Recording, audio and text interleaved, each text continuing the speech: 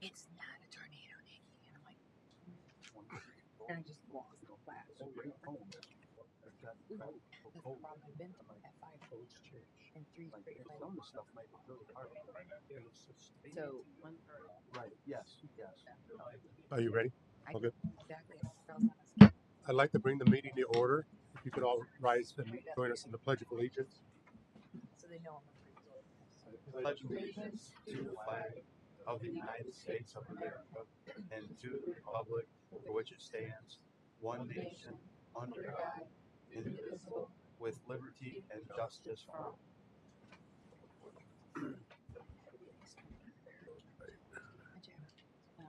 Moving on to roll call.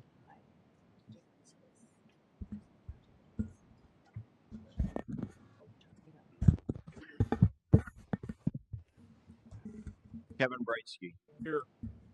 Bob Yana. Here. Frank Kenworthy. Here. Arvid Markner. Here. Pamela Mishler-Fish. Here. Ed Morales. Here. Redstone. Here. Nikki Woodtower. Here. And Rick on vacation. Attendance is Mike Jabo, Susan Hale, and Scott Clerk. Thank you. Moving on to approval of minutes, January 28th, 2026. Motion to approve. Second. Seeing a second. Redstone. I second it. Red seconded. All in favor? Aye. Aye. Opposed? Minutes pass. Are approved. Moving on to correspondence. No correspondence, sir. Thank you. We will now move on to new business. Rod, this is case number VOE-2026-1. Rodney L. Noel, 316-1 North, 625 West, Valparaiso, Union Township. Rural residential zoning on 3.3 acres, requesting to vacate an existing ingress, egress, and utility easements. If you please state your name and address and let us know what you need. Rodney Noel. Yes. Brady. Is this a public hearing? Oh, yes, It will be. it will be. Do you want to conduct a hearing now? Once before we do it. Go ahead. Right, he'll speak, then we'll open it to the public. Go ahead. No, he's from Con. Oh, I okay. have. You know. I have. You want me to read it now? I have. Oh, I don't know. Matter to me. Yeah, go ahead. All right, this applies for both cases. Conducted hearings. At a public hearing before the commission, the petitioner and proponent shall first present the facts and arguments in support of the case. Those who would oppose the petitioner shall rebuttal. It will be within the discretion of the commission to impose any time limitation either to the petitioner or the respondent, and to limit public comment to those determined by state statute to be interested parties. Written remonstrances shall be accepted by the commission but not be read to the commission. This then concludes the public hearing. Maintain orderly procedure. Each side shall proceed without interruption by the other. In presentation of a case, the burden shall be upon the petitioner to supply all information necessary for a clear understanding of the problem. The commission may continue the hearing when, in its judgment, the petitioner has not provided sufficient evidence to make a determination. Every person appearing before the commission shall abide by the order and direction of the president. Discourteous, disorderly, or contemptuous conduct shall be regarded as a breach of the privileges of the commission and shall be dealt with as the commission directs. Thank you. Yes, sir. You'd like to state your name and address and what you're requesting. Rodney Noel, 316-1 North, 625 West, Valparaiso, Indiana. And I'm here asking for to vacate the easement that is on the south side of my property.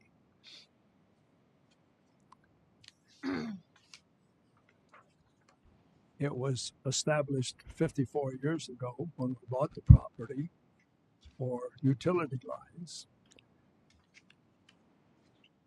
From the very first day that we moved in out there, the utilities were put on the north side along our driveway and have been there ever since.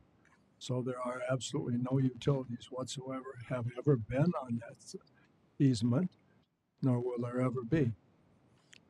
I have had the driveway surveyed, and we had a lawyer draw up legal papers and turned into Porter County so that anyone that moves in out there on the property, there's 4 houses, they're all relatives, but should there not be, none of us can change that right of way. It's got to stay that way permanently. So we have no use for the easement whatsoever, but it prohibits me from putting anything closer to than 65 feet on that property. All right, thank you. Mike, do you have anything to present? Maybe to give a little more clarity, all of you report. I think the staff report is pretty complete. In 2024, Mr. Noel's property and the property behind it went through a minor subdivision. As part of that, they required that a 60-foot wide easement starting from the road coming up to the pole. If you look at this picture here on the screen, it's 60 foot of this section here on the screen coming from the road. Then it turns south 60 foot, and then it goes west 60 foot all the way to the back parcel right here to this line here. The intent was that this house, this parcel, and this parcel would have access to both the driveway and their utilities would then be located in this easement, because this parcel back here does not have frontage to the road. What Mr. Well was explaining to you, they never put the utilities here. They never put a driveway. Instead, the driveway is here, north of him, in the lots north of him, and that driveway serves this house up here, this house here, as well as these 2 parcels in the original subdivision. What Mr. Noel was talking about, that between him and 3 other parties, they executed an easement agreement and declaration of maintenance covenants for this driveway. So they've got shared responsibility for maintenance and the use of that driveway. We simply asked Mr. Noel before you here to contact the utilities. He called Indiana 811 to locate the utilities on the road, and he sent us photography that gives evidence that there are no markings in the easement in this property. So therefore, we have every reason to believe there are no easements in there that would be disadvantaged because if you decided to vacate the easement. All right. At this time, I'd like to open it up to public comment. Anybody would like to speak for this request? You can stand up to the microphone, state your name, address, please. Yes, sir. My name is Joshua Noel. I live at 316-4 North, which is the property mark number 2. It's the property directly to the west of Mr. Noel's property. I live at the house directly to the west of Mr. Noel's property. When this easement was put back in 2004, my property was the only one that would benefit from such an easement. And I can attest here to you that the easement has not been utilized. We've come up with a separate easement for the driveway. I'm sorry, just hold that. We've since come up with a separate easement for the driveway. I believe that benefits the county too, because it's less encroachment on the county road, less driveways coming on the county road, and just a nicer, cleaner easement that satisfies 4 properties. So I'm here to speak out in favor of vacating the easement, and I request that the commission please take it into consideration. All right, thank you. I don't have anybody else on my list, but would anybody like to speak for or against this request? We'll go ahead and close public comment. And Mike, anything else? No further comment. I'd like to turn it over to the board. Kevin, you have any comment? No, I'm satisfied Mr. Noel had done a driveway agreement that had been heretofore done. Kevin, Oh. Yeah, I brought this up with staff and before they all got an agreement for the driveway, which I think is most important for us, that they're not coming back to our commissioners to deal with the roadway issue. So they've got that resolved. It all makes sense to me. In 2004, when the minor subdivision was done, this was the only way they could split those properties, save the other agreement. Their engineer opted not to do that. He pretty much did a minor subdivision with the two lots. This makes perfect sense. Wish he had done it before, but Thank you. Councilman I don't have anything. Thank you. Harvey, Nothing. Nikki. First, can you scroll up on this a little bit? Because I'm trying to confirm if that's County Road 300, just south of all of this. Oh, no. Yeah. Yeah, 300 north down here. Okay, wait on it. Okay. So am I hearing right, though, that where the driveway is, a new easement was established, or that's where they put it? Because I know that, I guess maybe it looks like it may not be on their property, but my only concern is if in the future, like, what if it gets hit? Is there any guarantee, or is it this lawyer agreement that will guarantee, yeah, that property? No, there's a new easement on that property, or is it that lawyer agreement that'll guarantee that that property can never in the future make a fuss if we've got to put new access in? Because I guess I'm getting the picture. I thought maybe this was also going to extend to the farm field, but with that road down below, I get it. So I don't know how to phrase that any better. Of do we have guarantees? The easements can always be there, even if something gets cut.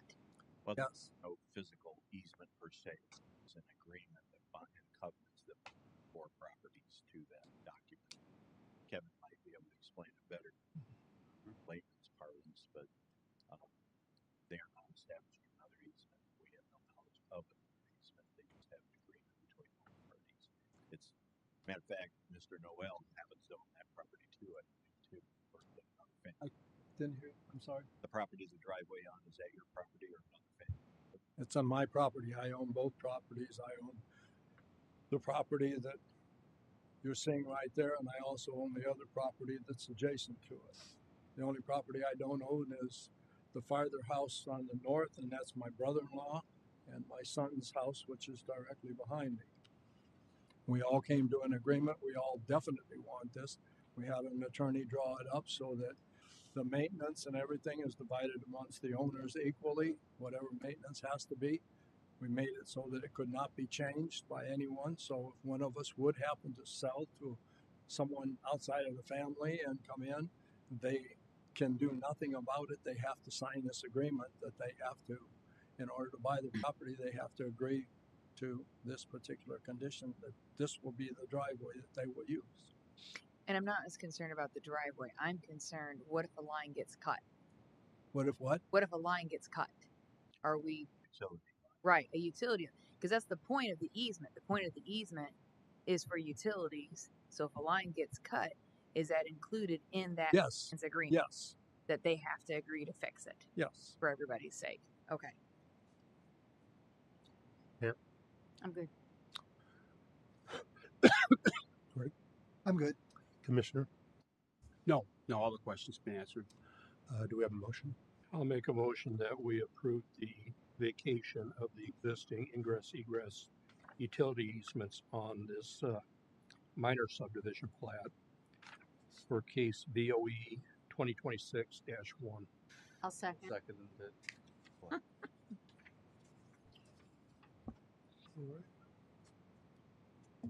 I'll second it. Oh, okay. I thought Nick seconded it. I didn't second it. I It was Pam. We both. One of those two. Come on, Anybody seeing a second? We Bottom line, you got a second. can. Okay. Oh shoot! I forgot that we handed these out. Make sure to write names because some of you got terrible signatures. That's because we're famous. Be mine.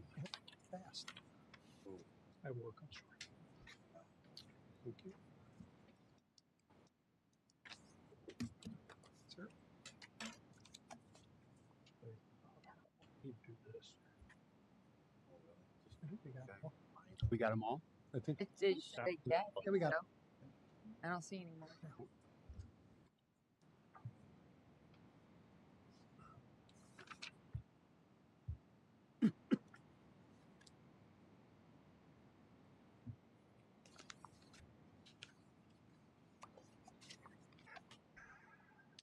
In case number BOE 2026-1, the votes are as follows. Kevin Brightsky, yes. Bob Gilliana, yes. Craig Kentworthy, yes. Arvid Merkner, yes.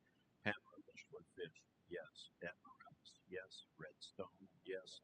Nikki Witkowski, yes. Motion carries 8-0. Thank you very much. Thank you. Thank you.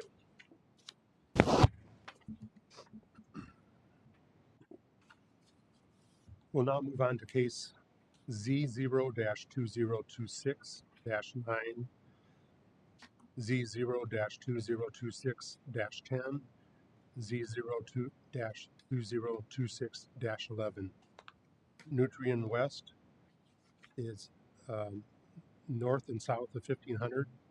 They are requesting an amendment to the Unified Development Ordinance to rezone 3 parcels of land to a greenway district to allow for Old City Light wetland restoration.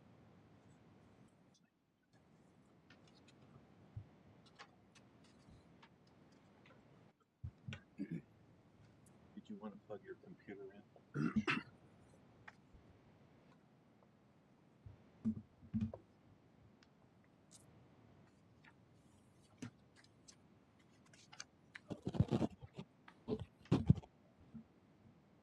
It's sticking just inside that. Oh.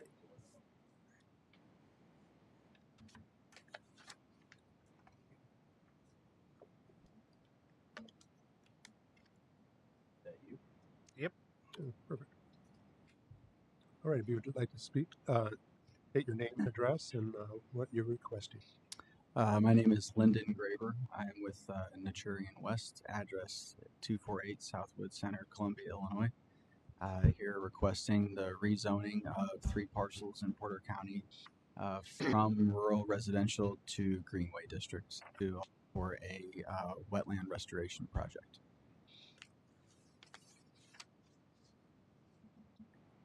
If maybe you could go in further detail in layman's terms so they understand what it is you're doing, why you're doing it, what the going to be, just like you did at the DRC meeting. What Yes, sir. already saw it or seeking from other. Okay. Yes, sir. So we are in the business of what's called mitigation banking. Essentially, we identify parcels around the country to restore back into wetland or stream habitats. Those areas serve as a permanent conservation area to allow for the offset of impacts to similar types of resources that are in the same watershed. So an example would be if Indiana DOT is widening a highway and they're impacting wetlands. To get a permit to do that, they have to offset that impact.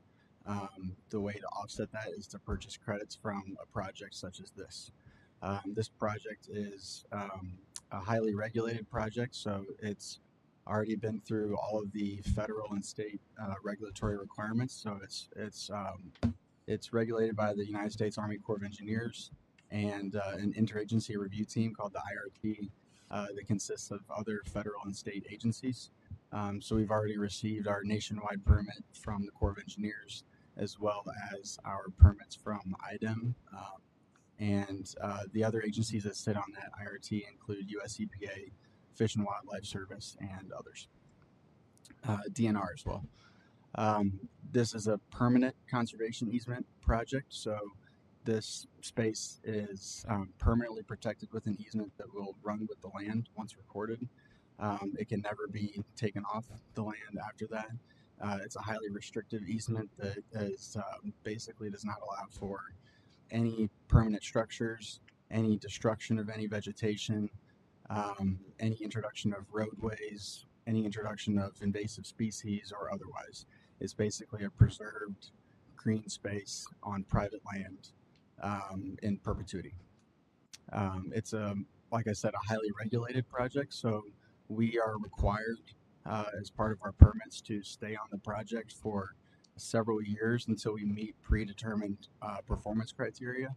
At which point we then hand over the project to what's called a long-term manager with an endowment fund, and they perform long-term maintenance into basically perpetuity. So that's kind of the high-level overview of what we do and what our intention is with this parcel. Mike, any more comment? Maybe you could also address what is your experience what this does to surrounding land values of a project of your type? Typically, we have found that because it is permanent green space and it can't be developed into anything else, usually our neighbors tend to like that because they know that it's never going to be developed into a solar farm, a data center, a shopping center, or something like that. So basically, you know exactly what it is that's behind you. It's a permanent natural space, basically. Very good. All right, at this time, I'd like to open the meeting up to the public for comment. We have a few people signed up. Brian Kearns, would you like to speak? Well, there's a microphone over there also. Right over here. So you don't have to walk all the way. And if you could just state your name and address, please. I'm 1233 Coleman Street in Burns Harbor, but my property that my going home is 1500 North, 500 East, Michigan City, right adjoining to that. My question is, you didn't tell us what the value. You can just ask the commissioners here a question. What's that? Just ask the commissioners the question, and then they'll respond afterwards. Yeah. All right. Well, my question is, you didn't think there was no statement on what it does to the value of the properties around there. We'll answer your questions when we go back to them. And also, is this replacing property that was purchased somewhere else to do this, to turn this into this? And is it really a wetland, or what is it that it's really going to be? Is it going to be considered wetland? What is it really considered? Okay. Okay. Yep. Thank you, sir. We'll get answer those questions shortly. Thank you. I see Kevin Richards. Would you like to speak?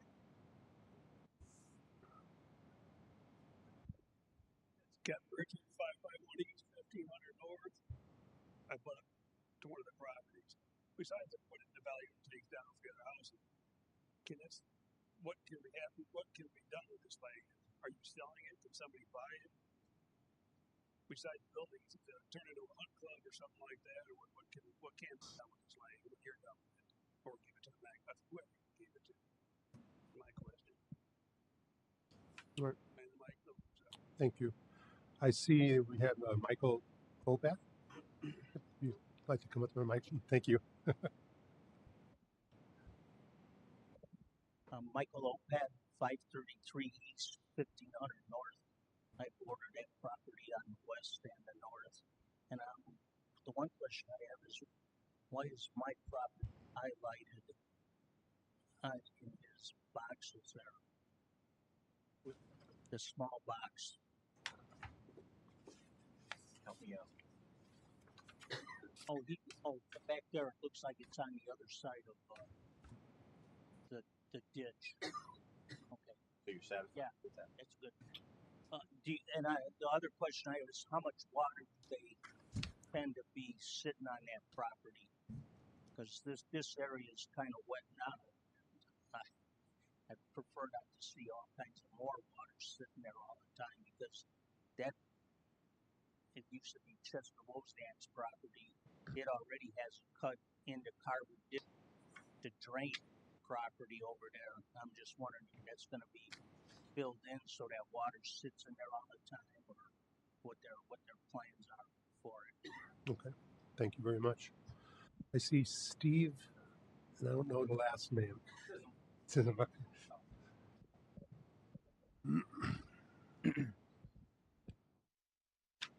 Steve Sism. We own the property at 1485 North 500 East, the 50 acres just to the west. And I guess my only question, I'm all for green space. Next to me, my concern is I already have probably 3 acres of wetland at the front of my property on 1500, and I don't want any more water coming onto my property because of something they do next to me. I mean, I'm all for taking care of the property or take care of the land, but I just want to make sure it doesn't adversely affect what I already have there. I don't want it to get bigger. I plant hay, we're going to have horses, so I just want to make sure it doesn't affect my property with any runoff in addition to what I already have. That's all. Mr. Sisson, if you could stay there, where's your property? I'm at the corner of 1500 and 500 East, so I don't know exactly. Right here? Yes. So I don't know how far. There's a field. Right now we're just a hayfield. There's a field, there's a small ditch, and then there's a field that's next to me. I don't know exactly from that drawing where, if it's the entire property, field, a house, and then the field signs a little bit farther down the road, but I believe that's a little bit easier. I'm trying to see where You would be about right here. Okay, where this yes. So yeah, we're the front side of 1500 there on my property. So there is a space between us. So I just want to make sure that anything they do as far as the wetlands concerned, and I've seen a couple different projects where it's not as wet as people think it, but I just want to make sure it doesn't run off into it and make ours bigger. So, all right, thank you very much. That's all we have signed up, but would anybody else like to speak for or against this request? Seeing none, we'll close public comment. And Mike, do you have anything before we turn it over? I was leaning in, there wasn't a microphone. Just so you know, they do have covenants to their property to take it into perpetuity. The action we're asking tonight is so we're clear for the record. There are 3 separate parcels, so the 3 case numbers. But we can make one motion if you want to pick all 3 or whatever combination. But what they're requesting is zoned RR. They're asking for a zoning which would be kind of down zone to Greenway. And our own zoning does have restrictions what they can do on the property as far as any buildings and things like that.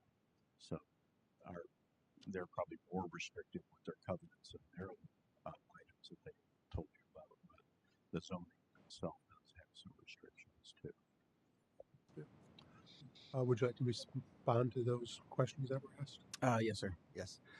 Thank you, everyone, for the questions. A lot of really good questions.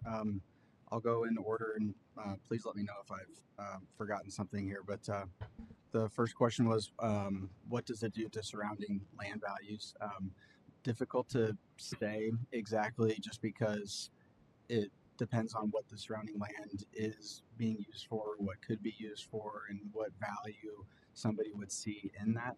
In general, like I said, with the projects that we've done nationwide, neighbors are very much in favor of this because it is a permanently protected space that can't be developed into something that would be potentially undesirable, like some of the examples that we had before. So I unfortunately can't speak to a specific tie to a land value dollar number, but in general, folks like having it as their neighbor. Second question, is this replacing property that's been purchased elsewhere? What this is, it's a replacement of loss of aquatic resource elsewhere. So this is this watershed, the Calumet Dunes watershed. If there are existing wetlands that end up being filled or impacted somewhere within that watershed, they have to buy a credit from this project to offset that impact.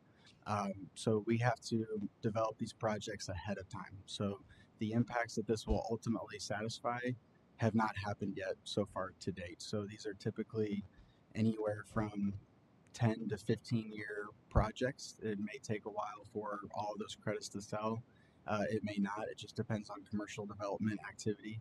But basically, we have to do the restoration work ahead of time so that there's what's considered a no net loss of wetlands. And the ecological function that is lost from the impact would then be replaced by what's already in place here ahead of time. Next question was basically, what is it going to be? Is it going to be a wetland? What is it going to look like? This project is designed as a herbaceous wetland, so it's not a forested wetland. So it's primarily what's called emergent, so sedges, rushes, basically herbaceous vegetation. It's not the goal or the design or even the desire for there to be unvegetated open water. What this is designed for is to, and the standard that it's measured for to meet hydrology standards is that the ground has to be saturated for 14 to 28 days during the growing season. So that does not mean long periods of standing water. It just means basically wet dirt, and my colleagues can probably explain that a little bit better than me. But essentially, that's what it's going to look like. Is a grass, sedge, rush type of area. Next question: what can be done with this land? Can it be purchased? Can there be a hunt club on it? Yes, a lot of our properties ultimately end up one of the only things you can really do with them is hunt recreationally or use them for quiet enjoyment. But we do own the property right now. We intend to hold on to it for the foreseeable future, probably the next couple of years after we get through the actual restoration work, before we try to find a good home for it. We usually try to identify a neighbor or somebody who works in the conservation space. This particular area has a lot of nonprofits that are conservation organizations or land trusts. So basically, we're looking for somebody who knows what they're getting, because we still have a long-term vested economic interest in the project. We don't want anything to be destroyed out there, or somebody to buy it and not know the restrictions of the easement and do something that would impair the value of it and create an issue for us. So we take our time and try to find a really good home for it. Usually it ends up being a neighbor or somebody who wants to use it to potentially hunt. I'm not sure about the hunting value of this particular parcel. And like I said, we don't have any immediate near future plans for selling it. But ultimately, it'll be our objective to try to find the right home for it. Next question is, how much water do you intend to have sitting on the property? Maybe Tom or Derek could have a better answer to that than I can. I'll let them introduce themselves, but basically, it's they're a firm that we have hired, and they have done all the design work and regulatory approval work for this particular project. So for the record, Derek Martin with V3 Companies, 7325 Janes Avenue, Woodridge, Illinois.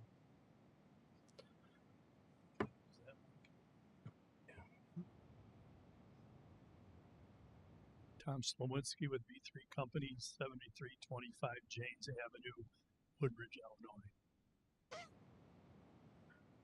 So I think the next couple of questions we're going revolved around water and what's going to happen with the existing drainage. So I'm going to give a high level overview and then maybe jump in the north unit and the south unit in a little more detail of the existing conditions, drainage, and then what the proposed improvements will happen. This exhibit's just meant to give kind of an overview. I think like most people know, it's a very wet area.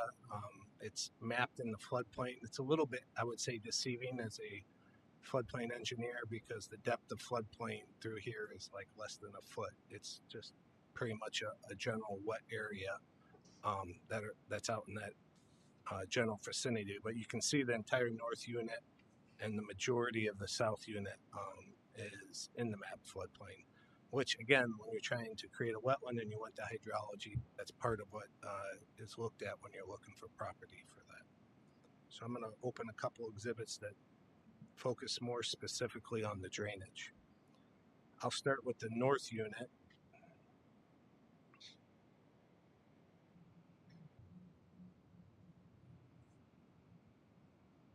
So the north unit's a little easier. I think one of the gentlemen that talked about it, that's 1500 north to the roadway that borders it to the south, and everything drains basically north Carver Ditch.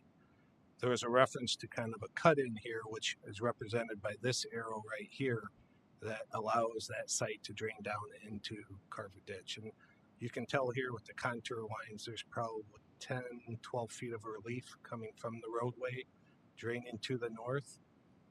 So there is a little pocket here in what would be the northeast corner where water can go off site. And then it's difficult to see in this exhibit, but there is a drainage ditch that kind of straddles the property line on the east side. Might actually be off of the property, but so then in proposed conditions,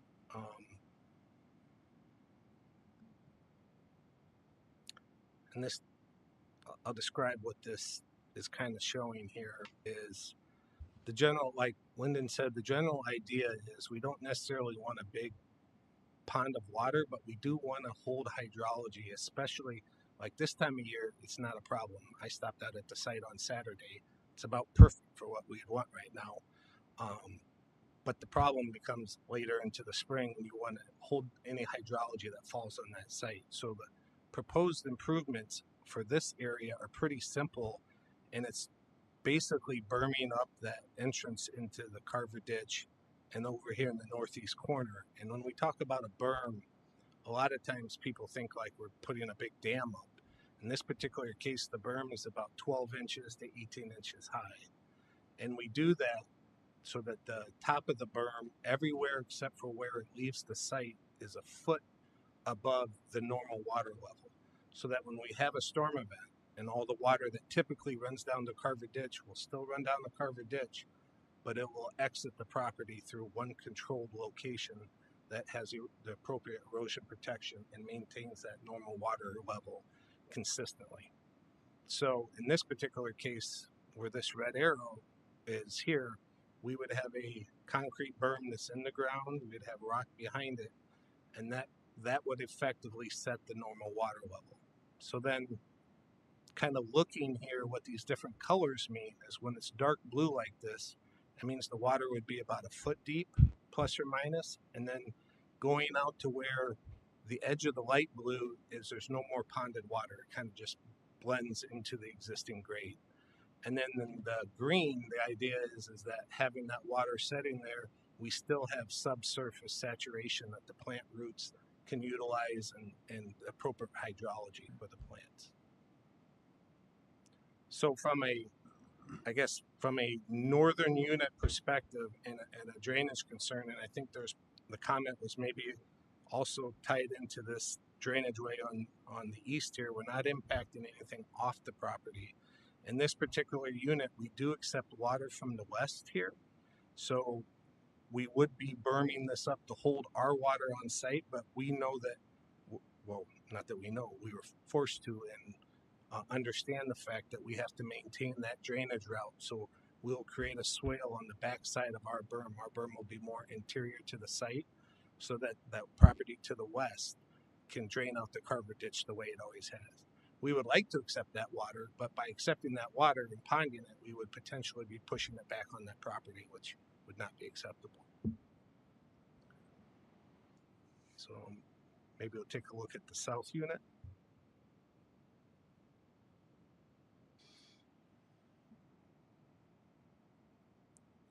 So the south unit's a little more interesting in the fact that, and this isn't all of the south unit. We have a little bit over here to the west as well. So in the next exhibit, but generally speaking, we have some drainage that goes towards the north, towards the roadway. Now we're on the south side of the roadway, but most of the site goes through these blue lines.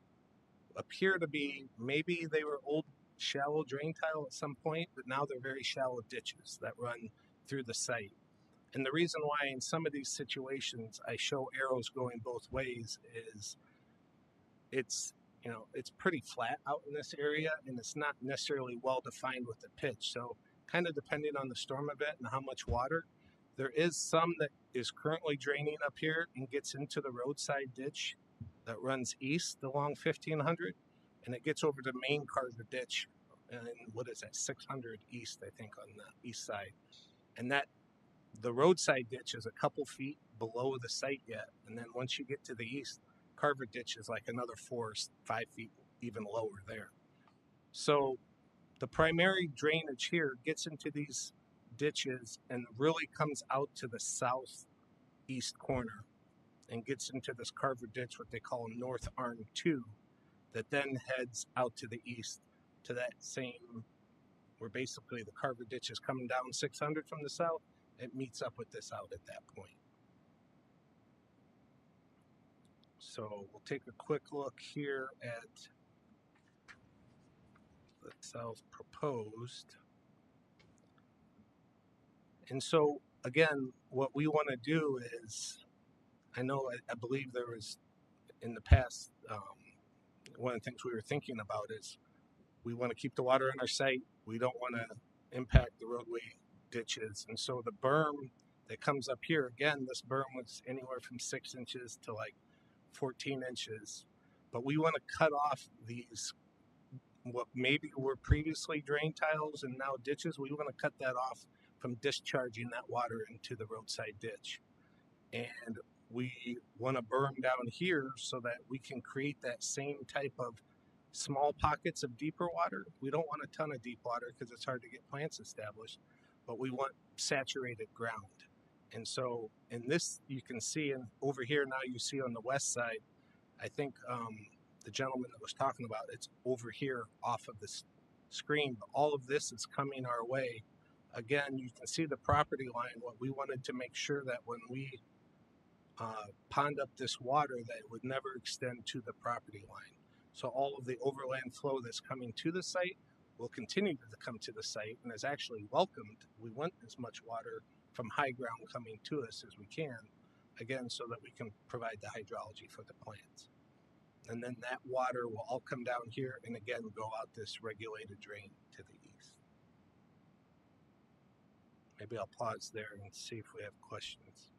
Or can we take questions? Or? No, you can just keep going with your presentation. Okay. Yes, sir. So I think that is what we had kind of for the water aspect, trying to describe the existing conditions, proposed conditions. I don't know, is there... And where the water's going, so. Correct. Okay, thank you very much. Mike, do you have anything more to add before we? From a property value standpoint, I would also point out that it's currently zoned RR. If this were to get a favorable recommendation, get rezoned to Greenway, its designation within our assessing system would be changed out of rural residential. It would be taken out of the trending factors in this neighborhood. And it wouldn't have whatever the value, underlying value ended up being assessed on this property in whatever format it was assessed in, wouldn't affect the surrounding property values from the perspective of how we trend and keep along with the values in that manner. So part of the rezone would actually help the surrounding areas to some extent because it would be appropriately categorized in the right zoning district for its use. It wouldn't be single-family residential at that point. Thank you. At this point, we'll turn it over to the commissioners. Kevin, you have any comment? Yeah, I'm glad that the attorney brought up the issue with the real estate comps. It's favorable to the locals, I believe. But what's even better for us as a county, we're not building and maintaining this structure. It's up to other entities. But the benefits are one of stormwater storage, which is necessary in this area, and then stormwater quality, it needs to be treated. This water goes in the Carver system, into the Little Calumet, and eventually into Burns Ditch and Lake Michigan. We have an obligation to try to clean uh, the water as much as possible, and that's done by putting it down in the soils, natural bacterial action.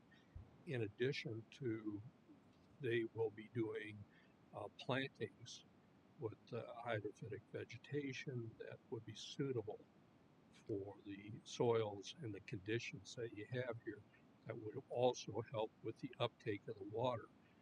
But most important to us, I think, is they complied with not berming or damming the water from the adjoining properties, so we make sure that the water keeps moving and make sure it's not sitting on top of our county roads, which is also very important to us, the traveling public, and the neighbors. So I think everything they propose is positive, at least in my state of mind, and I think it all looks very good. Thank you. Councilman? So, just a couple things. When I don't know things, I ask a lot of questions. So, forgive me if I ask questions. So, this is 160 acres. You're going to create a wetland because somebody else is going to destroy real wetlands. Yes, sir. Correct. Okay. Who do you plan on selling these credits to? Who are your customers?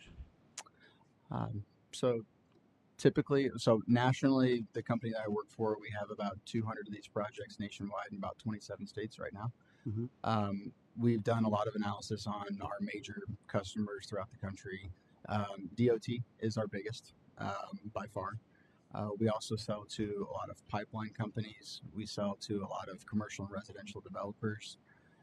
It just depends on what area of the country you're in. So Fort Worth, Texas is much different than St. Louis, Missouri, which is much different than Sacramento, which is much different than here. So it just depends on the type of development that's happening within what's called your service area. So we have an addressable area that we're allowed to mitigate for.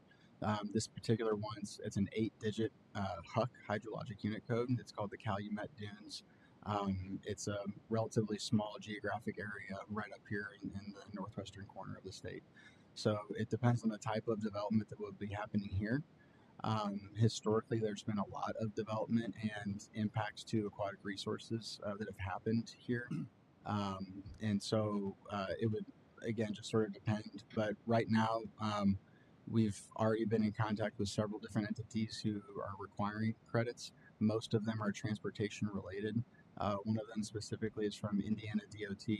They had a historic violation that has yet to be mitigated for, and they would like to use this site to mitigate for it, basically. So hopefully that helps answer the question. I want to add one thing. Sure. The mitigation for impacts to wetlands has to be approved by either the Corps of Engineers or the Indiana Department of Environmental Management. So it's not just, you can't just go impact any wetland you want. You need to get a permit first. And the regulatory agencies like to avoid wetland impacts or minimize wetland impacts before you're allowed to impact them. Okay. Councilman Stone, if I could. Yeah. Sorry. We're doing the Calumet Trail. Yep. Projects we're working on now. We are wetlands on that as an example. We have to mitigate at a ratio that gets us 3 acres. What we feel is less than 3 acres in the form to get there. So in our case, we're going to buy credits from places like this, or the DNR has a loop feed program where it basically does the same thing. They exercise that statewide. And I know you did talk about possibly with a local conservation company, Shirley Hines would be somebody that I would trust. Like, and not that I don't trust you, but I don't trust anybody. I'll be honest with you. You know, somebody like that you could work with, I would know that they would take care of this property and the surrounding homeowners wouldn't have issues. And that's the only thing I guess I have a problem with. Go ahead, Scott. Sorry. If you do transfer eventually to, say, a not-for-profit or your neighbor, I'm assuming that after we've sold our credits and we've been able to fix the financing issue that underlies, broadly speaking, correct? So ahead. You were going to say. Sure. So there's basically for us to achieve project closeout and get that notice from the Corps of Engineers that the project is closed out, we have to meet all the final performance criteria, which are all documented and approved ahead of time in our mitigation banking instrument. Those are related to the performance of the site. We have to have so many native hydrophytic species that have survived. There has to be so much species diversity. We have to have documented hydrology. Once you reach that level, Yes. and you've sold your credits and you're transferred to the third party, Correct. if that third party fails in some manner on this property, what happens then? So then the responsibility then is for the Corps of Engineers to identify another potential long-term manager for that property. So we have to propose a long-term manager at the beginning of our project to get project approval, and through that they have to vet who that individual is. There's two different roles. There's a conservation easement holder, the grantee. In this case, there's a nonprofit in Indiana who holds all of our Indiana project easements. They are the enforcer of the easement. They have to be a third party. It can't be us. So they are required and obligated to maintain the easement, basically make sure there's no encroachments over time. That's one role. The second role is the group that actually does the long-term maintenance work. So they come out multiple times a year, replace signage, mow, spray if they need to, if there's some invasives coming up. But it's light touch maintenance at that point because you're not in the active restoration phase anymore. That company is a company that we utilize in multiple Corps of Engineer districts throughout the Midwest. They've been approved by multiple Corps of Engineer districts to fulfill that particular role. They have staff, they have herbicide licenses, they have equipment, and they're involved in the development and maintenance of all of our projects as well. So the eventual third party holder is approved from our state regulatory agency as someone who, in their opinion, is capable to manage this into the future. Yes, sir. That's correct. So if that fails, that's why we go back to that regulatory agency to replace that steward. That's correct. Yes. All right, and then the only other thing I wanted to add was the reason it makes sense why Department of Transportation, you got a road, you got an interchange, you don't have a choice, you have a trail. This is where that's coming from. But I think the key part, I just want to say it again, these aren't wetlands being remediated in Oregon. These are in this particular watershed. Yes, sir. That's correct. Yep. They have to be local. So that's 100% correct. No, and go ahead. Well, I was gonna say while you're on that topic, Yeah. I think, and just that applicable, who gets to determine the steward? Like, do you guys ever seek public input on who the steward could be? There you go. Yeah. I wondered if that's where you were going with that, and it wasn't said. But is it always like the Army Corps that says this is it, or do you ever seek public input of who would you like to see, such as the neighbors around it? Mm-hmm. So, the long-term steward has to be identified and approved in the mitigation banking instrument, which is all approved ahead of time. So that all has already been approved. That's a document that is developed and vetted with the Corps of Engineers and the rest of the IoT. So Fish and Wildlife, IDEM, IDNR, EPA. So we had to propose a steward. They had to vet them. That instrument was on a federally required public notice. So it was public comment was sought for that. And they ultimately determined that this particular entity was acceptable to them and all their requirements. And so that was approved. And who's that steward again? I heard is public comment, so it is available for public comment. It was. That public comment has since expired. So a couple of years ago, back when we were originally proposing this project, as part of that process through the Corps of Engineers, we had to put the project out for public notice. And so, And I guess, and thank you for that. That's great. I just want to make sure that going forward, none of the landowners have issues because I don't know your company. I don't know how long have you guys been in business? over 10 years. How many projects have you done? We have almost 200 nationwide. Okay, and who's going to be the steward of this property? For until Until the performance standards are met, it's us. We have the financial obligation. But who's going to be after that? Then So- you decide. Yeah, that's already been decided. So it's a company called Loveless Custom. Who? Loveless Custom, Lovelace. And how many properties do they? So they serve as our steward for, I'd have to go back and check, but I know that they are our long-term steward for projects in Illinois, Indiana, Iowa, Missouri. Those are the 4 states I can think of now.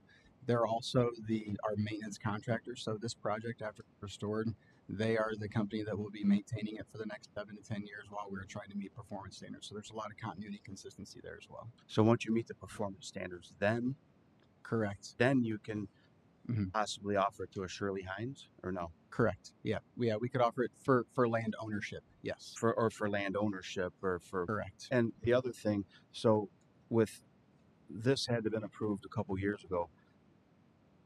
There's not a specific project that this. I kind of look at this like climate credits, right? It's kind of I mean, kind of like that, except that there has to be what they're interested in is temporal lag. So that we have to build this in advance of ever solving anybody else's mitigation issue. So we can't say, oh, DOT needs 10 credits. We don't have a project there yet, but buy these credits from us and we'll go put one in there soon. We have to build it first and then hope that there will be demand, and then okay, that was my question. So there's not a company that you know of right now that you're doing this for. Correct. No, we are building Not any type of big, huge projects or big mass development. not a big project. No, correct. They're, like I said, because the project is now approved, the market is now aware that we are there. We're the only mitigation bank in this service area currently. And so we have already been fielding calls from several folks who do potentially need credits, but we haven't sold any yet. Okay, no, I was just making sure because I didn't want this to become a site and then, this 300 acres, somebody's building some massive thing and you're doing it for them. No, not transparency sake. I just wanted to know. Yeah, no, it's a great question. Is there any projects that you're doing this for? No, there's no there. This project was designed. We call these greenfield or speculative mitigation. Our company, about 90% of our portfolio is spec mitigation banks. We have a market research team that does a lot of historic market research to try to identify where should we go put a mitigation bank? How big should it be? What type of credit should it offer? Do we understand the regulatory environment there? Do we understand the competitive supply demand dynamics there? Does it make sense to invest there? So ultimately, we make that decision and we decide this is a place we want to put a bank. And so we try and secure the right piece of property for it. We go through the 2 to 3 year process to get it approved by the Corps of Engineers and the IRT. And then we hope that our market research was right and we started receiving demand. That's exactly what this project is here. Okay. All right. Thank you. You're welcome. Thank you, Ed. Arvid? Yes, in determining the water level, what impact will it have on the surrounding areas? Because it looks like your elevation drawing is in inches, so I mean you're getting pretty accurate here. Yeah, as far as the goal here, are you talking about an impact on the surface water or like potentially groundwater? As an example, the surrounding neighbors, is their property typically higher to where the water's going to drain away, or are you building something higher and the water's going to, and I understand you're going into ditches, but still. Correct, yeah. So on the north unit, I think, I can pull that one back up here. We're down the majority of our property where we're building, and we're not building on the southern portion of the north unit because we have this gas line that goes through the middle of it. So this is already the low part of the property that's going into the ditch here. Okay. We are receiving some water from the west here, which is again why we're keeping that outside of our berm, not berming up right at the property line, because we want that water to be able to continue to go into the ditch unobstructed. So what we're doing is just really ponding up the water on our property. And again, I don't want it to be misleading. The green and the dark green and the light green, that's not even water. That's just kind of wet soil. The light blue would be 0 inches, the edge of here going down to a foot deep in the middle where the ditch is. So like in a really big storm event, we probably have, half a foot, 3/4 of a foot flowing in that ditch anyways, going out to Carver. When Carver ditch comes up, it's going to back up onto that property and probably in a large storm event and inundate, some portion of this area here already. So we're just trying to match the drainage conditions and keep all of the hydrology on our property if we can.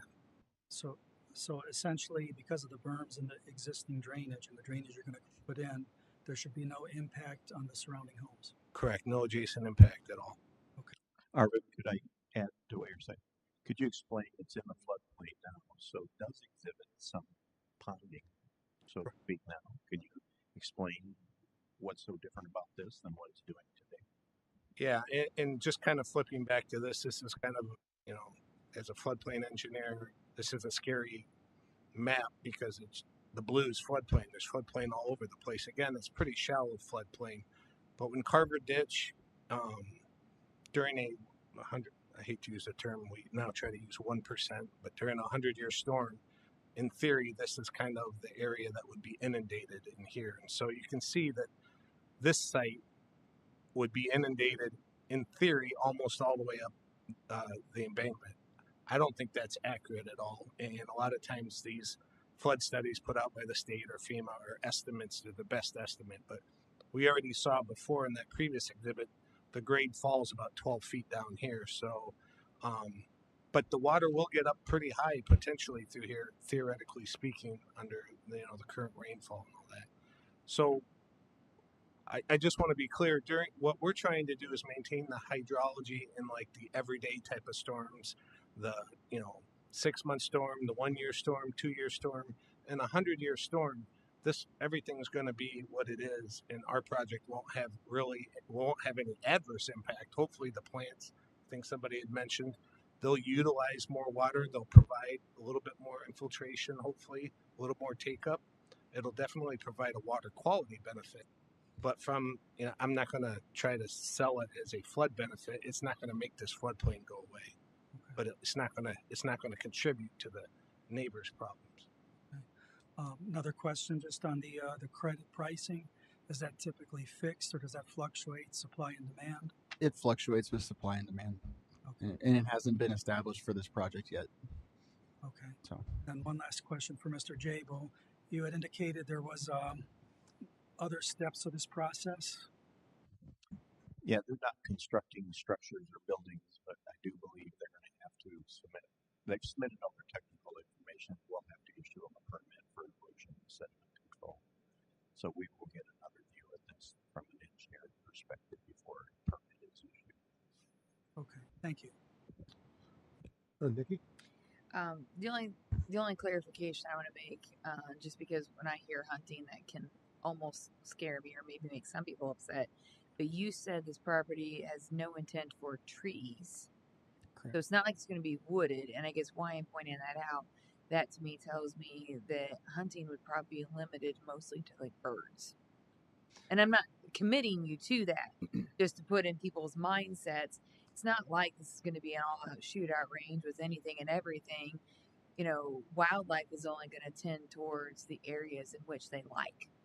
And this is not going to have woods. That's correct. Yeah. So that's my point. So we're talking more maybe pheasants, turkeys, things like that. We're not talking deer and other things. That's right. And I'm not a hunting expert, but you're right. We do have several forested wetland properties in other areas of the Midwest that do set themselves up well for deer hunting. This particular property is one that we've already identified internally at the company I work for as probably not being one of those, and so we're gonna have to maybe figure out a different home for it. And that's fine. And I'm not saying it has to be the goal, but just again, people's understanding. Okay, the desire for this is not wooded. So again, Correct. you have to think about wildlife. If you were to use front, you'd have to think about wildlife that would actually come to the site. Correct. Not all is going to. I'm good. Thank you. Pam? I have a question. Will the ratio of acres be the same on both sides? For instance, 1 acre of created wetland for 1 acre of destroyed wetland, or is it 2 to 1, 3 to 1, or the opposite? What's the ratio? That's a great question. So on the what I'll call the supply side, which would be our side, so whenever we're generating a mitigation bank and we're trying to establish a certain number of credits, our proposed plan that V3 has developed here for this, we have to justify a credit ratio. And so the best you can get is 1-to-1, and that's whenever you've got something that does not exhibit wetland traits today, but you're going to do full restoration on it. And so it will exhibit restoration or wetland traits after you have finished your restoration. That's full restoration. Most of our sites we're targeting full restoration because you can get more credits per acre on an entire site, so it's more economical. We also have properties that have what's called enhancement, so you get a less ratio. If you have an existing wetland but it's full of invasives or it's not functioning properly, if you need to enhance that, you get maybe half a credit per acre on that. And then there's preservation, which is fully functional wetland. It's in great shape, doesn't need any work. We protect it and put it as part of our project. We'll get a little bit of credit for it, but not very much. So we tend towards the former on all of our projects just for economic purposes. That's the supply side. This particular project, I believe, is full restoration just because it's all in ag production today. On the demand side, which is the other part of your question, I think, so whenever somebody's impacting a wetland, how many credits do they need to buy per acre of impact? That's subject to Corps of Engineers and IRT approval. So they take into account several different factors. Mostly they're taking into account the quality and functionality of the wetland that's being impacted. The higher the quality, the higher the ratio that they will ultimately require for it. And Tom could probably speak to that more so than I can because V3 actually represents several clients who end up needing mitigation credits. But the short answer is it can vary, and it's due to quality and functionality that's being lost. So who determines the quality of it when you're done with your project? Who's going to come in and say, okay, this will garner 5, or this portion will garner 5 credits? Who makes a determination? So we have to propose at the beginning in our mitigation banking instrument to say, here's our restoration plan, here's our ratios that we're proposing, here's the performance standards that are associated with that, here's what we're going to plant. All of that has to be approved by the Corps and the IRT. So we go back and forth with them. So we have a fixed number of credits that we can potentially earn on this site, and that's determined up front at the MBI. Now we have to perform. We don't get all those credits released up front. There's a release schedule. So we have 15% of the total potential credits that are released whenever we get the project approved. And so then we have to restore and actually do the restoration and construction work. We'll get another, I think, 15% on this one at that time.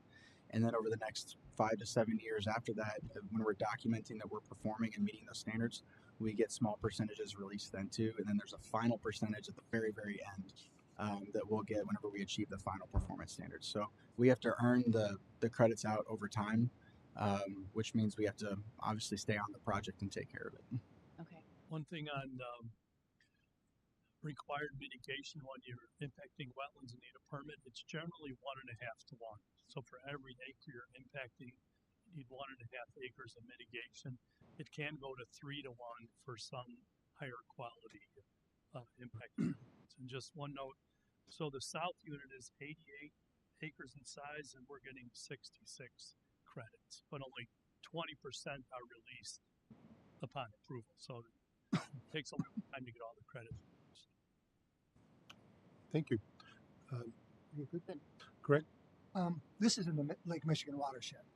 So does that mean that all the credits that you're going to supply are wetlands in that watershed, or are they going to be outside the watershed? They have to be within this 8-digit HUC watershed. It's called the Calumet Dunes. Okay. It's watershed. Yes. Yeah. I know this is a very sensitive environmental area.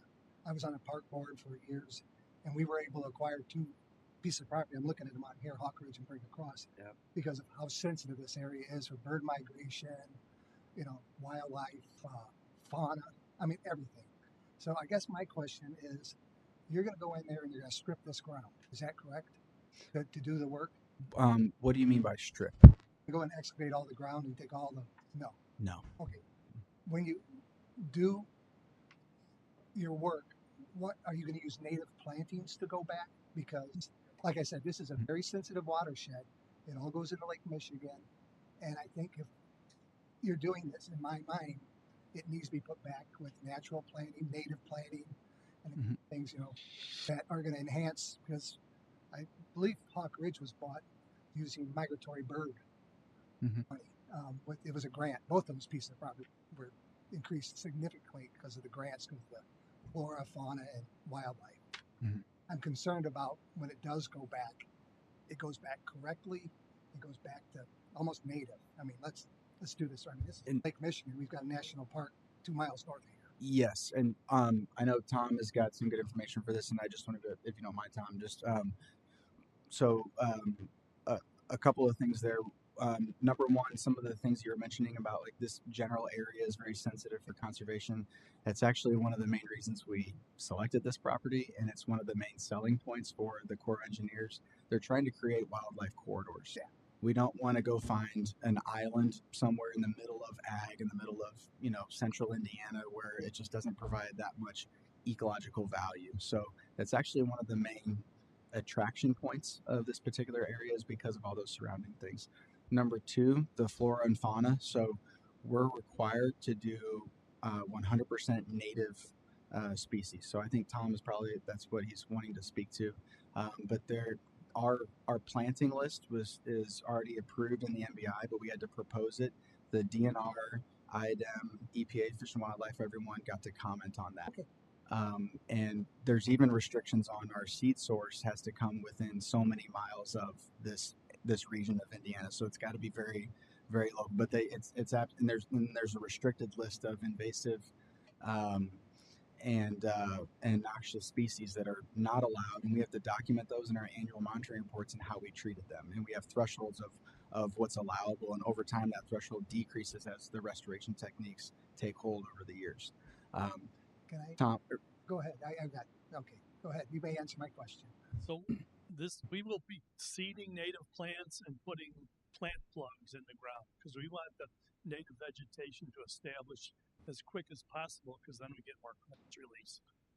And it'll be actively managed every year. And you're going to act like, if you need to do a burn or whatever, is that kind of one of your management tool? Okay, okay, because when I was on the park, we restored some native prairie, and that's the kind of thing, and I know it's not an instantaneous thing. Right. It takes time. That's why we use plant plugs, because they establish. But you will do your best to make sure the native plants thrive and do what we have to. That's one of the performance standards. Okay, thank you. Yes. Appreciate it. Good. Commissioner? My questions were going to be a statement on the values. I think that was answered. I understand the credit. You know, I consider them credit swaps type of situation. And I looked at the drainage map you had up here beforehand.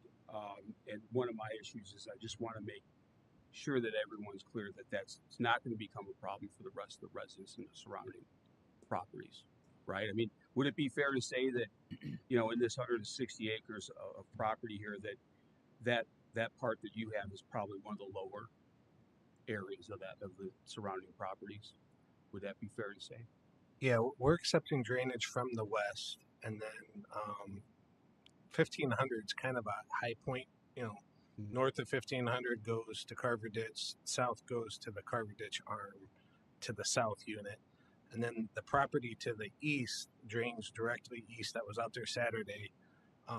They have several shallow swales, much like this property, that discharge right into Carver Ditch. It's running along 600 to the east. So we're somewhat already isolated in either accepting drainage or drainage is going away from us. And so to answer your question, yeah, we would not be impacting adjacent property owners.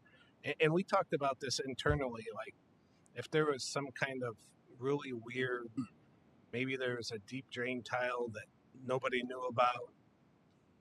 Elevationally, it doesn't seem probable, but this is also, again, through what he was talking about with the management and to monitoring, it's a living site, so we would have to make adjustments. And, you know, if we identified something, we would make an adjustment on the site. Okay.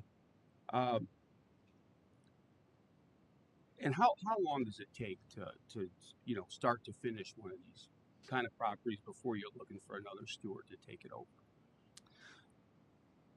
The performance standards for the Chicago district they typically take anywhere from 5 to 10 years to be fully met. It depends on the overall performance of the site, the planting conditions, the weather over those establishment years. If there's drought, then we're not able to reestablish hydrology and document that. It's going to take longer. But if we have good weather, it could take less time. But it's going to be a minimum of 5 years on this particular site, and it could take a few years longer than that, depending upon the establishment. Okay. And out of all the properties you've done so far, that your company's built up so far, how many of those have gone to land trust, and let's say how many of them have become like hunt clubs or something of that nature? In terms of the ultimate landowner, Yes.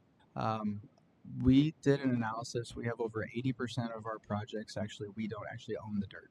So this one is different than that. We do ultimately end up owning some properties if a landowner, if it's a listed property, or if they ultimately would rather just sell. But we have a land sourcing arm internally that identifies properties based on their physical characteristics. We're not looking for listed properties.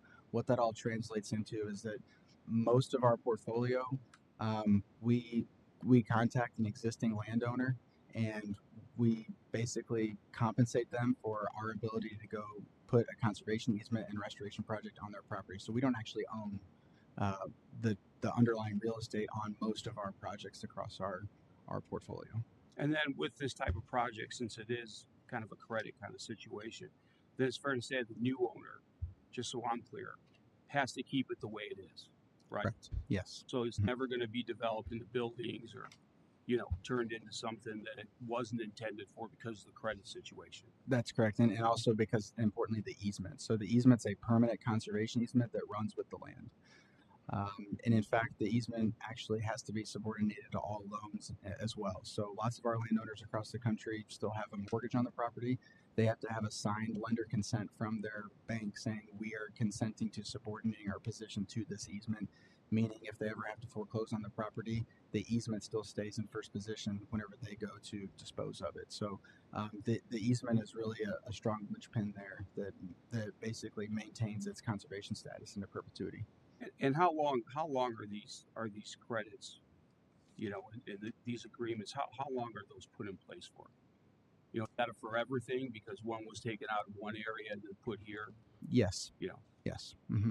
I'm just trying to satisfy, in my mind that, this is just going to be turned back into a primary wetland, and the residents around don't have to worry about it being turned into something that it not is. Correct. Yes. We're not talking about here tonight. Right. No, it's a great question. I do like the fact, this being zoned down. That's correct, right, to Greenway? Correct. Okay. All right, I don't have any further questions. Thank you. Mr. President, Yes. may I say one more thing really quick? For the property owner right here, what assurance that you own all this, that he's not going to have any problems? Is there, I guess that's kind of what I'm really worried about, because I understand where it goes, but man, if you're that property owner right there, is there some type of assurances that, hey, we'll stay so far away or to make sure water doesn't come up and you got mosquitoes or something? I don't know. That's what I'm worried about right there is that property right there. Derek, you may be able to answer that. I know that property sits higher in elevation, so there's a large notch there on. I know, but there's the contour map. So that there's a large notch on the northwestern side there. That's a hillside. It's actually, that is not part of our project area. It's part of the parcel that we own, but we can't reestablish hydrology on that because it's a hill. God didn't make it a wetland initially. We're not going to go in there and excavate a whole bunch of dirt and try to make it a wetland.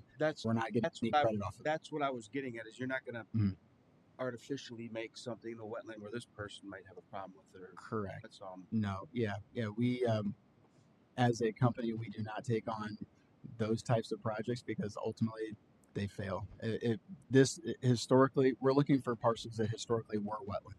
Okay. Until 100 years ago, whenever they were tiled, ditch drained, whatever, and we're trying to restore it back to what it originally was. Okay. That's what I was worried about. Thank you. Okay, sure. Anybody else have any more comments or questions? Mike, do you have anything? Yes, before anyone makes for or against, I want to remind you there are 3 parcels involved with 3 distinct case numbers. So when you make your motion either way, please include all the case numbers you want to include in your motion.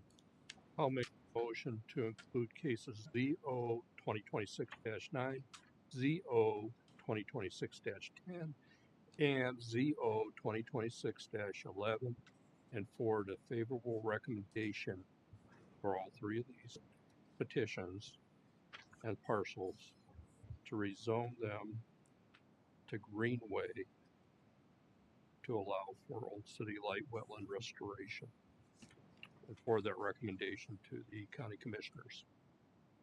Do we have a second? Second. All right, now we'll ballot vote.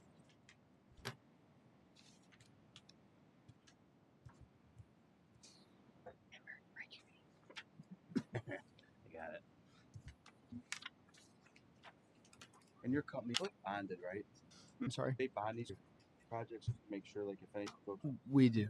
do bond with the county. I just want to make sure if there's any issues, any problems, you go bankrupt, that we're not left with a half finished Greenway project. So I want to make sure is that are you guys financially able, stable, and bondable to make sure that you see this through from A to Z? Yes, sir. We are. And actually, one of the requirements of our project to get the mitigation bank approved by the regulators is that we have to post financial assurances in an amount that would allow for exactly what you're talking about. Okay. So there is a bond that is already in place for this particular project. Should we default tomorrow, there is a sufficient amount of money that would then be, instituted from that bond or called from that bond. And the Corps would identify an able entity to come out and basically finish the work where we left off. Okay. So, Cool. Be the core, right? Yeah. Okay. Not us. Not us, right? Well, I just it starts. Okay. Matter of case number ZO 2026-9, ZO 2026-10, Right. ZO 2026-11. Votes are as follows. Kevin Brightsky, yes. Bob Gilliana, yes. Craig Kenworth, yes. Arvid Merkner, yes. Pamela Fish, yes. Ed Morales, yes. Red Stone, yes.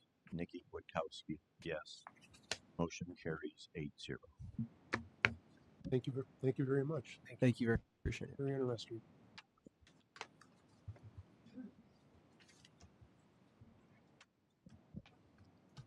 What we'll do now is move on to staff report to be an update on the comprehensive plan and plan commission subcommittee.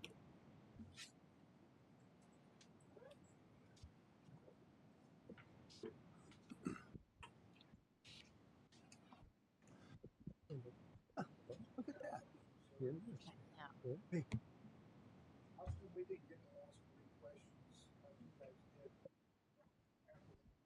The public questions are asked during the public comment.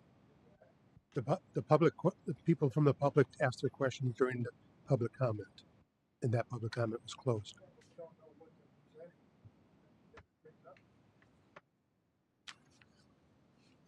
I think the problem is what he's saying is Yeah. they presented after. Yeah, but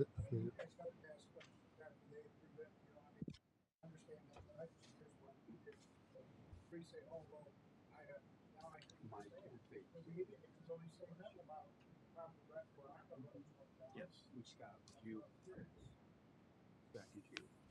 yeah, That. that's just the way it goes. So this will be heard. This was not the final decision. This was the recommendation of the county commissioners. The county commissioners will have 2 more public hearings in which there will be one first one public comment. So you'll be able to have public comment again on the board in which making the decision. Oh no. No. No. No. No, they have to come back in front of the commissioners. Sir, keep this in mind because you won't get a notice like before. May 12th, 10 a.m. in this room. Commissioners will hear this. Thank you.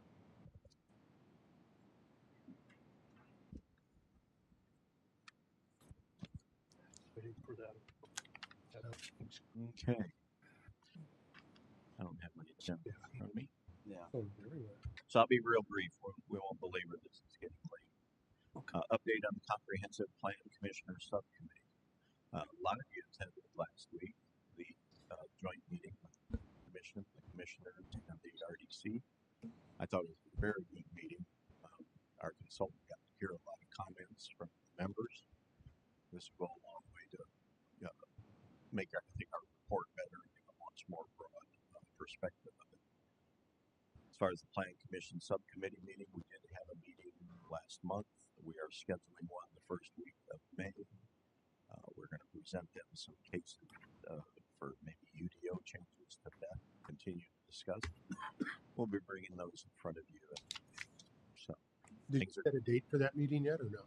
It's either going to be May 6th or 7th, but Wednesday, the election day. Then Okay. we have the conference room, but I'll be setting those up this week. Thank you. Continuing education storing containers. I want to be really, really brief. You see a picture. These are the things we're dealing with, maybe not quite in this setting. The one down at the bottom is most common, usually 1/3, 1/2 that size. These are pretty prevalent throughout the county. The ones up top look fairly new. The one down at the bottom looks a little rusty, and those are the common ones. We're not going out looking for these things, but we do get neighbors that call in to say, complain, because a lot of these are like rusted out little holes. Someone told me to actually give them away because they outlived their natural service life. So I want to bring this up to you. This is one of the things we challenge the subcommittee. If you go to the UDO, it comes to shipping containers, accessory structure standards in Chapter 5, and I highlighted that shipping containers, amongst all those other things, shall not be used as accessory structures. So our UDO agreement says you can't have them. It doesn't say anything about temporary, although I think with reason, farmers with crops, they used to use these to store their seed corn in, etc. like that. They just use them temporarily. I got you. So this is an issue that our code enforcement is facing because in theory they can't have them. On the other hand, if we were to go after each and every one of those, I'm sure elected officials' lines would be blowing up all the time with all the complaints that we'd be bestowing on the residents. So we've got some options that we're kind of working through, but I just wanted to bring it up to speed on these kind of issues that we'll be bringing things in front of you. Maybe we can deal with this in a fair way. That maybe we treat them like an accessory structure. They can't be in the front yard. Yes, they got to be attractive enough looking and matching the house, just like any other accessory structure. Mm-hmm. We're also examining what makes a shipping container. I mean, a lot of you see these, they have these shipping containers that make these gorgeously architectural wonder houses. I haven't seen one in person, but I've seen a lot of pictures. So I just want to bring this to your attention to whet your appetite that we'll be coming back to you with this, and also addressing of accessory structures. I think it's time maybe we change it to be a little higher. And Mike, just to let everybody know, we have great conversations. We have a great, broad, diverse section of people in this county that there's a lot of things I would imagine like this that need to get addressed. And it's kind of nice to vet and hear from different people, throughout the county. And, we have engineers, we have lawyers, we have, elected officials. So I think this is great what we're doing here. Like, what I would add on these from the legal side that makes these difficult to deal with if they end up somewhere we don't like them. They are heavy. They get wherever. When we get the one that is complaining, we don't want it, we're trying to get rid of it, it is never in a place that you can get to unless it's 3 weeks in spring, 4 weeks in fall, and it has a rain or something. So I would encourage you as you drive around to see if you see them. We've had many discussions internally of what to do with these. To add a little bit more to it, some of our concerns are they're not structures. They're meant to be airtight. They're not meant to get out. They're not a door that we're used to. So when we're thinking, again, we haven't put anything to paper, but just out loud thoughts, do we make a window get cut in? Does the door have to change? Does there have to be a pitched roof on it? Ventilation. Blah, et cetera, along with the size and some sort of foundation. So Right, that's what I was going to say. Some type all of kinds foundation of things is we're settled. trying to put together. It's not as easy as just saying, "Oh, do we like them?" Like you said, How long did we talk about this? Probably for Mike an hour and a half. I think it was. Did we? Yeah. We came up with a lot of different things. Ventilation. Yep. And then exactly. And not to forestall the conversation, but at some point, is it a structure? Right. How many things do we have to do to make the $2,500 thing now a structure? So that's part of the discussion to go through, is to see how it would land. I'm glad you brought that up, because at 5 o'clock before this meeting, I decided, well, how much do these things cost? Could they really be economical?